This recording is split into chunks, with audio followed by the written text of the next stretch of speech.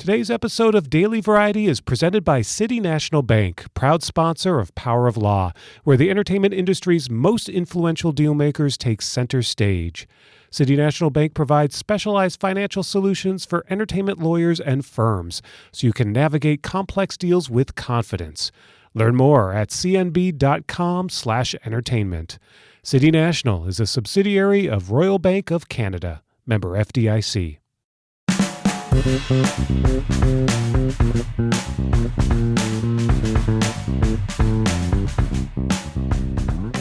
Welcome to Daily Variety, your daily dose of news and analysis for entertainment industry insiders. It's Thursday, April 9th, 2026.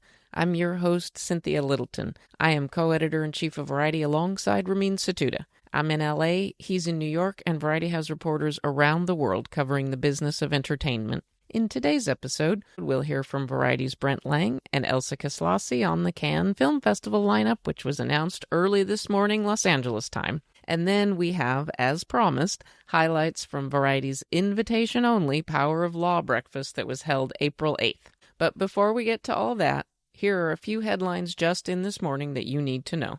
Pink is going to host the Tony Awards. Broadway's Best will be celebrated at the 79th annual gathering to air live June 7th on CBS. HBO has renewed the Steve Carell dramedy Rooster for Season 2. Good for you, Bill Lawrence. It'll be Ladies' Night at the 61st Annual Academy of Country Music Awards this year. Megan Maroney, Miranda Lambert, Ella Langley, and Lainey Wilson are the big nominees. The show airs May 17th on Amazon Prime Video. All of these stories and so much more can be found on Variety.com right now.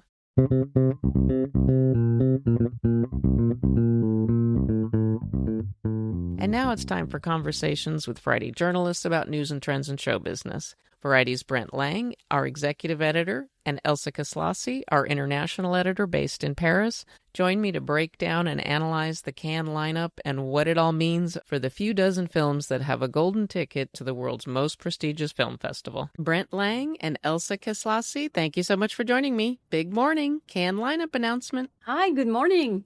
Good morning. Well, Elsa, you nailed it. You told us about 10 days ago that Cannes was going to be very heavily focused on European films, auteur-driven films, and the lineup released today absolutely bears that out. Your sources were good, Elsa.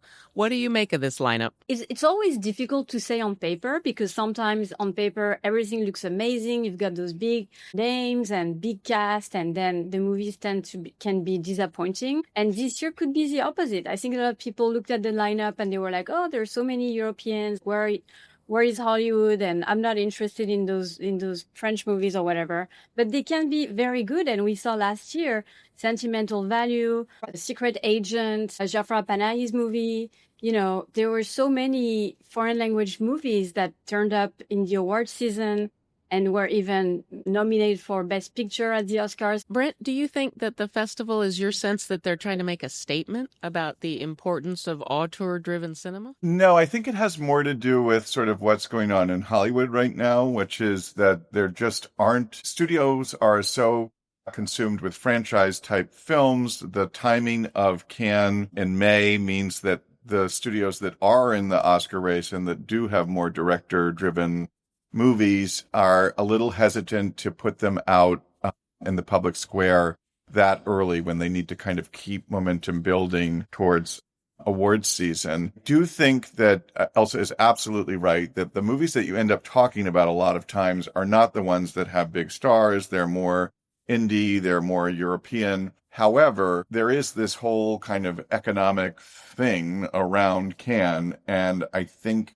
it is disappointing that there aren't some major studio films because whether or not they are good, they draw a lot of attention to the film festival. And it will be difficult for Cannes to have as much of a kind of a global presence because you don't have Tom Cruise on the red carpet. You don't have Steven Spielberg. I know they were going after Disclosure Day, or Christopher Nolan. I know they wanted The Odyssey. I think if you had just had one of those movies, you would be looking at a very, very different conversation.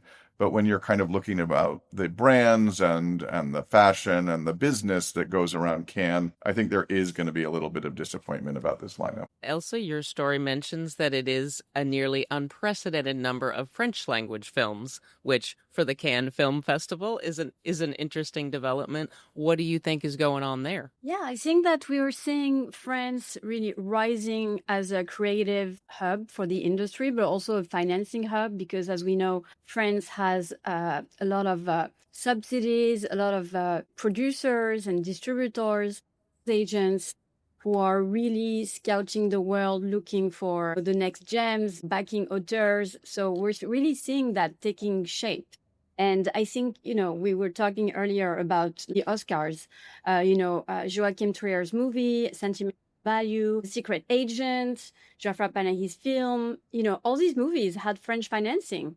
And it's interesting. This year, we're seeing 3 foreign filmmakers, Laszlo Nemes, Hamaguchi, and Jafra Panahi, all making movies in French with French cast. And, I think it's really a big trend. Elsa, you spoke with Terry Fremeau. As you talked to him about this lineup, what was he emphasizing to you? What's his take on this particular lineup? I think Thierry is happy about the lineup, but I sense some frustration from him, just because he's battled to get, Hollywood movies in the selection. I think that's been the huge battle for him. And the fact that he couldn't get Spielberg, he couldn't get Christopher Nolan, and now he's fighting to get James Gray, which is an independently produced movie, but doesn't have a US deal at this point. And what title is that, Elsa? That's Paper Tiger with Scarlett Johansson and Adam Driver.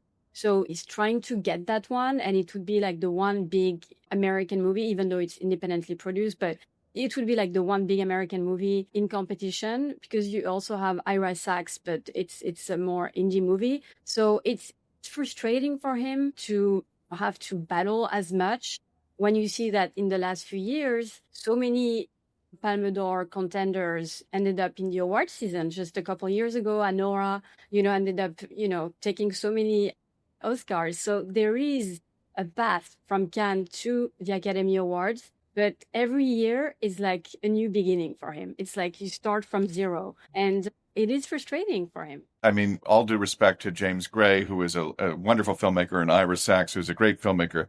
But in terms of kind of the public awareness of those filmmakers, there's a huge chasm between Christopher Nolan and Ira Sachs. I mean, I think Ira Sachs would even say that too. So we're at a very different level if that's who he's desperate to try to book. Let's not forget that James Gray is a huge star in France. Not in Queens. Yes. Let me ask you both, what of this lineup that you have been looking over now for a few hours, what are you excited about? Are there filmmakers, are there actors that you're interested to see? There is a very interesting trend right now in France of movies looking at the Second World War, looking at the resistance, looking at the collaboration with the Nazis. We just had this Gaumont movie that's, thriving at the box office. That's about a French collaborator. But in competition, you have at least 2 big French movies that are about France's role during Second World War. You have Emmanuel Mar's movie, Au Salut, which is about a French collaborator. And you have another one that's by Laszlo Nemes called Moulin, and it's about the French resistance hero. And I'm really curious to see those 2 movies. And I'm also really excited to see De Gaulle, which is a very big by Pathé, looking at General de Gaulle's journey during the Second World War. So I'm really interested in seeing those historical movies. De Gaulle would be an amazing role for a great actor. So who's playing him? Simon Abkarian, who's a French-Armenian actor.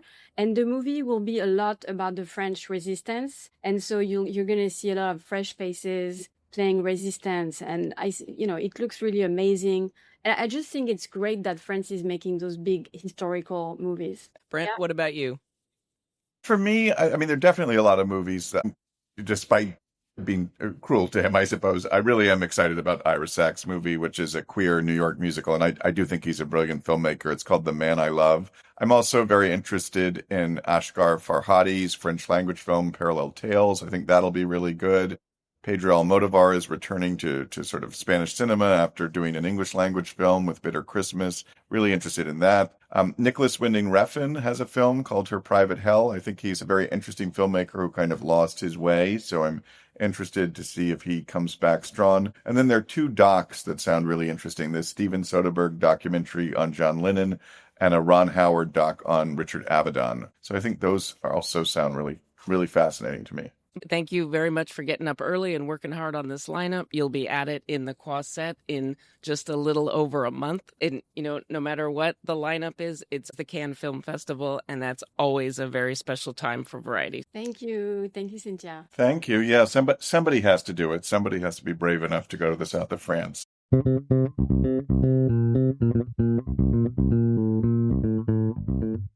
And now we bring you highlights from Variety's Power of Law breakfast. It was a standing room only affair on Wednesday morning. I had the pleasure of sitting down with top entertainment litigator Patricia Glaser, who has seen a few things in her many years in law and in Los Angeles. We had a good conversation that took quite a surprising turn at the end. My Variety colleague Matt Donnelly spoke with filmmaker Paul Feig. Feig is a prolific writer-director behind Bridesmaids and The Handmaid and many, many other films. Feig is just very clear-eyed about what is going on in the movie business right now. Donnelly's conversation with Feig was so good that we've decided to run it in full on Daily Variety's companion podcast, Strictly Business, on Friday. So look out for it. For now, here's a teaser. I have this thing about it when it's like, the Academy Awards season. All what I call homework movies come out, I mean, the Academy, I have to watch these, and they're always really good, but it's never like, oh, I can't wait to watch it. It's always like, okay, I gotta watch this one. Yeah, what's it, 3 hours long? Okay, here we go. Terminal illness, children being abandoned. All right, let's do this. Yeah, exactly. Look, I'm glad people are making important movies like that, but I didn't get in the business to do that. I get in the business to let people have fun. And now, here are some highlights from my conversation with Patricia Glaser. A conversation with Patty is never dull. Let me ask you about another thorny issue for lawyers, the world of social media. Information travels very fast. Things can be said. It's people have described it as the ultimate smear machine. How is the change in communications changing or impacting the way legal cases and legal situations are adjudicated? I agree with your expression, the ultimate smear machine. It is, we have not kept up with guardrails for the internet. We just haven't. And what people say on social media is not penalized enough. I mean, it just isn't. And people are very, very irresponsible. I'm not a genius. I don't have an answer for all the guardrails that should be there. But there should be guardrails. There should be things you just don't say about other people. Do you think this room knows what I'm referencing when I say Section 230? Do you think that's too broad at this point? Do you think it will be narrowed by whether legislative or litigation precedent? I think it will be narrowed. I hope it will be narrowed. Because we're a function of the irresponsibility of a few. And that's the shame, because there are many, many, certainly people sitting in this room who are, and all over the place, who are responsible. But what you have to do, though, is suffer from rules that are created because there are 2 or 3 people out there who are just outrageously irresponsible and are hurting people. Well, I wanted to follow up on something that Paul Feig said. Mega deals are gone. He said it flatly. You have a very big, at Glaser Weil, you have a very big transactional business. Do you think that the era of 7- and 8-figure deals for like open-ended 3-year production deals, is that era gone? It's too broad a question because I think it depends. So for example, somebody who's been hugely successful as a television producer suddenly doesn't have a guaranteed 12 episodes or 24 episodes, but has a guarantee of 3 episodes. That changes the whole way people look at producers and whether they want to continue doing it. I talked with a friend of mine who's a very well-known producer who said maybe it's not worth it to get 3 episodes on any Amazon, whatever, because it's a lot of work and not a lot of remuneration because there's no back end on many of these deals. So it is what it is. But will Tom Cruise continue to get a big figure high-figure number, of course, in my opinion. Oh, I appreciate that. And now I'm going to ask you something as a Los Angeles native. I know you're so involved in a lot of very important civic activities and philanthropy. I know you have pull in Los Angeles, and your original firm, Wyman Boutzer, was just full of people that had real influence in the state of California and Los Angeles. Really a great crucible. I drive around my hometown. I sometimes feel a little sad. I see a lot of things boarded up. I see a lot of trash. I see a lot of things that I didn't see 20 years ago. And I wonder, just from your perspective in Los Angeles, what do you think it's going to take to give a boost to this region? And I'm not even talking about the entertainment business, but the region overall, Southern California.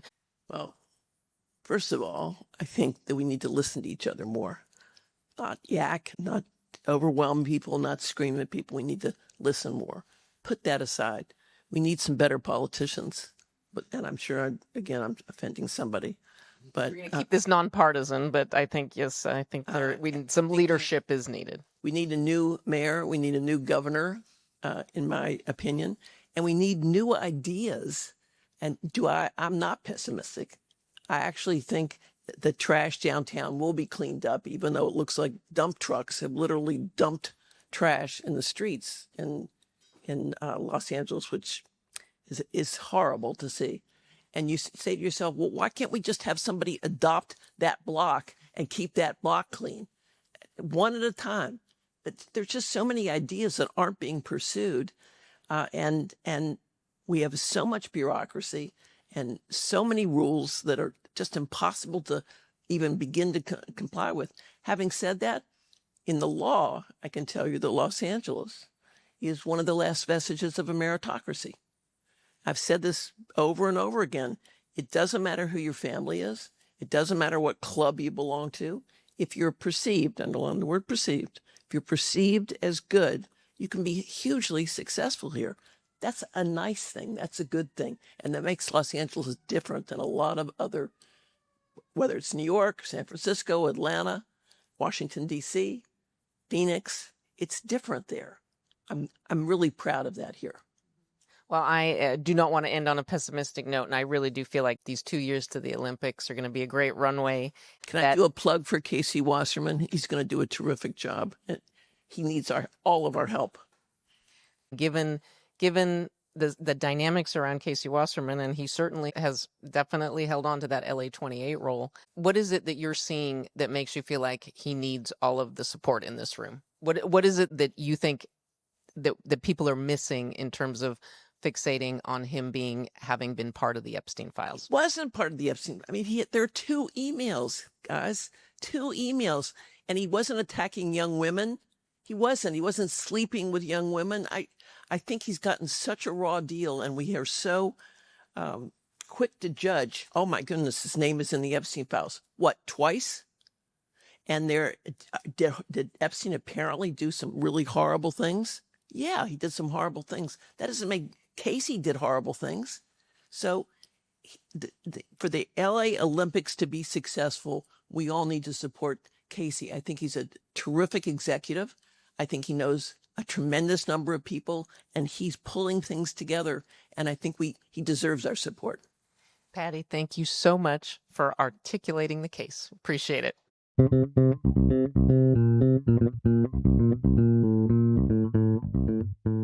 As we close out today's episode, here's a few things we're watching for. As a warm-up for the Cannes Film Festival next month, we'll have a team in Nyon, France for the Visions du Real Festival that starts next week.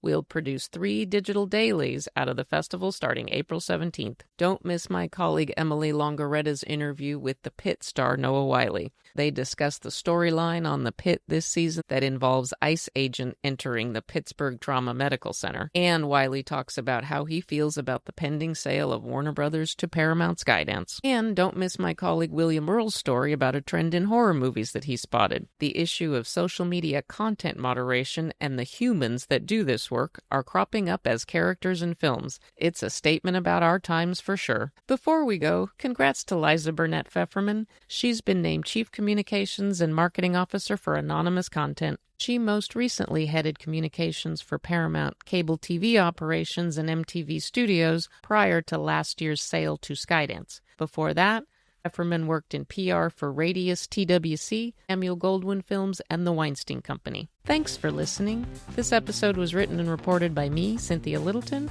with contributions from Brent Lang and Elsa Kislasi. Stick, snicks, hick, picks. Please leave us a review at the podcast platform of your choice, and please tune in Monday for another episode of Daily Variety. This episode of Daily Variety is presented by City National Bank. For over 70 years, City National has proudly served the entertainment industry with banking solutions tailored to the unique needs of this business. From complex negotiations to long-term financial planning, City National supports the people and businesses behind the scenes. Visit cnb.com/entertainment to learn more. Here for every stage of the journey. City National is a subsidiary of Royal Bank of Canada, member FDIC.